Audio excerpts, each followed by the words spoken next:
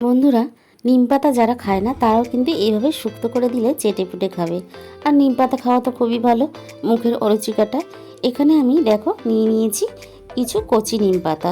তবে এখানে আমার এতটা নিম পাতা লাগবে না, আমি কিছুটা নিয়ে শুক্তো বানাবো।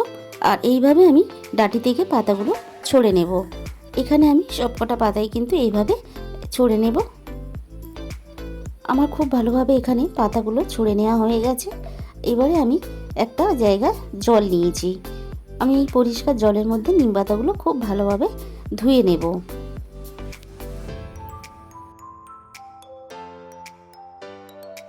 এখানে আমি দেখো পরিষ্কার করে ধুয়ে নিয়েছি নিম পাতাগুলো। শুক্তো বানানোর জন্য আমি আর নিয়েছি এখানে দুটো ঝিঙে, এইভাবে একটু বড় সাইজের করে কেটে আমি এখানে নিয়েছি প্রয়োজন মতন এক বাটি ভাতের ফ্যান, একটু গাঢ় ফ্যানটা। আমি দেখো এদিকে কড়াই বসিয়ে দিয়েছি। কড়াইটা একটু হালকা গরম হয়ে গেলে আমি এখানে যে নিম পাতাগুলো ধুয়ে বেছে নিয়েছিলাম সেই নিম পাতাগুলো এখানে দিয়ে দিলাম। নিম পাতাগুলো এইভাবে একটু হালকা আঁচে নাড়াচাড়া করে ভেজে নেব। নিম পাতাগুলো ভাজার সময় এইভাবে একটু ছড়িয়ে ছড়িয়ে দিলে তাহলে কিন্তু নিম পাতাটা খুব তাড়াতাড়ি ভাজা হয়ে যায়। দেখো এখানে নিম পাতা কত সুন্দর ভাজতে ভাজতে কালারটা চেঞ্জও হয়ে এসছে। আর দেখো এর থেকে আমি আর বেশি ভাজবো না, তাহলে কিন্তু পুড়ে যাবে। এবারে নিম পাতাটাকে একটা জায়গায় নামিয়ে রেখে আমি ওই একই কড়াইয়ের মধ্যে দিয়ে দিলাম অল্প পরিমাণ সর্ষের তেল। আর তাতে আমি দিয়ে দিলাম ফোড়নে অল্প একটু গোটা জিরে। জিরে দেওয়ার পরে আমি এখানে কেটে রাখা ঝিঙেগুলো দিয়ে দিলাম।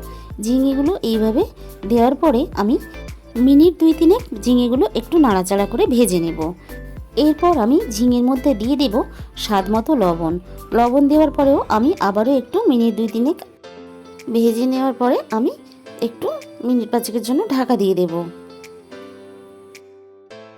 5 মিনিট পরে আমি ঢাকা খুলে দেখে নেব। দেখো ঝিঙেগুলো কিন্তু নরম হয়ে এসেছে আর ঝিঙে থেকে জল ছাড়তে শুরু করে দিয়েছে। এইভাবে নাড়াচাড়া করে আমি ঝিঙেগুলো নরম করে সুন্দর করে ভেজে নেব। এখানে খুব সুন্দরভাবে ঝিঙেটা নরম হয়ে ভাজা হয়ে গেছে।